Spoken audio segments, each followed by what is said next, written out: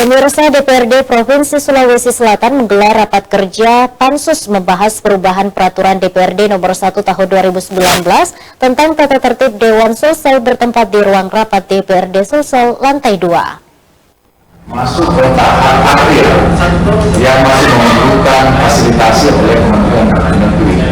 Ya, kita berharap sebenarnya DPRD Provinsi Sulawesi Selatan menggelar rapat kerja Pansus membahas perubahan peraturan DPRD nomor 1 tahun 2019 tentang tata tertib Dewan.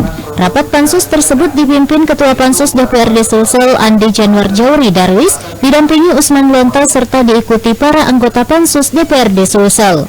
Ketua Pansus Andi Januar Jauri Darwis mengungkapkan, pembahasan perda perubahan ini dianggap penting untuk memaksimalkan komunikasi dan interaksi segenap pimpinan dan anggota DPRD, lalu disampaikan ke dapilnya masing-masing.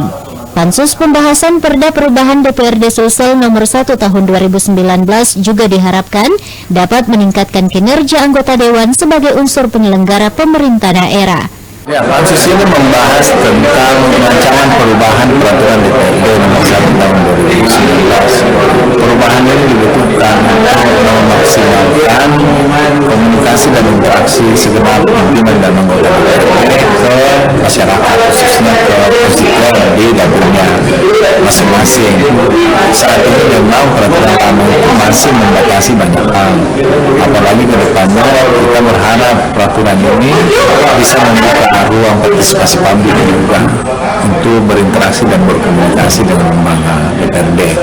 Jadi intinya rancangan ini untuk bagaimana caranya pimpinan dan anggota bisa memaksimalkan interaksinya dengan publik dan membangun partisipasi publik dalam penyelenggaraan pemerintahan. Itu intinya daripada pembahasan rancangan perubahan tata tertib DPRD Provinsi Sulawesi Selatan. Selain itu, dengan adanya perubahan tatib tersebut, pimpinan dan anggota bisa memaksimalkan interaksi dengan publik dan membangun partisipasi publik dan penyelenggaraan pemerintahan daerah dalam pembahasan tata tertib DPRD Sulsel.